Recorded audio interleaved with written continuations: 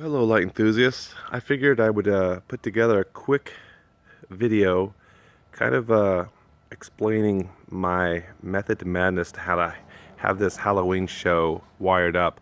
I'm not quite finished. I'm closer, maybe 85%, maybe 90, but I want to give you an idea of some of the tools I use to put this show together. And you'll see here in the garage I'm not finished. I still have rubber mulch to put on down and set up lights to point at things, but and then I have that mesh in the back where I have a singing witch. Still working on that. It looks pretty cool, but I'd like it to be a little bit bigger. And then I'll isolate all of these things here running a lower 16 channel AC controller. And at the heart of all of this is my system control here. This little guy right here, the Raspberry Pi, is controlling everything. I have an HDMI out going to a Epson projector that may or may not stay there. I'm not sure. I have my secondary router here that's on a different subnet so that I don't get any interference from the household items. Up top I have a Falcon receiver with a 12 volt 350 power supply. That is managing two things: the garage outline, and that's it. So I have room, two more ports. If I wanted to add something or put some pixel lighting inside the garage, I could certainly do that. I also have my EDM FM transmitter here that works great, and my hodgepodge mess of stuff, and another little switch down here. My suggestions when running a lot of this is make it as clean as you can. I'm not too worried about this. It's on the inside. Nothing's causing interference, and it works. I'd pick up a couple of these things from maybe Best Buy.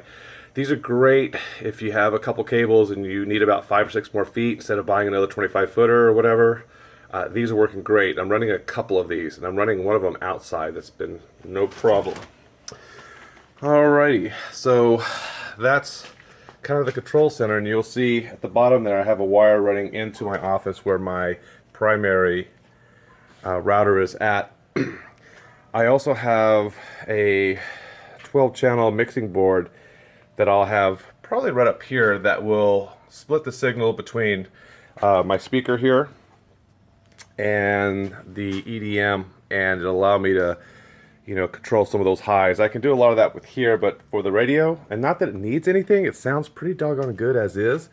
It'll allow me to take some of that hiss out that's inherent. And it could be because of interference with stuff that's around here. It's close to the Pi, it's close to cables and wires and whatnot, and electricity. So that is that. I have my matrix. This is my small matrix that does the Tune 2 and Singing Pumpkins and whatnot. And we ended up using these little twisty things up here that allow it to give it some room or tighten it up to pull it up. And in the back, if I'm careful here, you'll see it's pretty basic. I've got that in there, and my BeagleBone Black running Falcon software tucked in the bottom, and that should be good. I'm going to be going up here later and putting a prop up there to cover that area, and using a pipe like this here, this irrigation pipe. And you can see I messed up here because I did everything and forgot to put 3 wires, so I just tucked them behind it, so you don't really see them. And these things work great. So in here, this is my 56 panel. Hey, what's up? We hoisted this up with a couple of pulleys and then secured it. This is the Australian method for securing heavy items over windows. And so far, we are okay. My buddy down the street, Kevin, who now wants me to help him get his Christmas stuff up December and sync, he built me a snoot over the shop light that now cuts down on the light noise coming out of it and turns off those 2 bad boys up there. These are my newest addition to my lawn art. These are my 8 tombstones.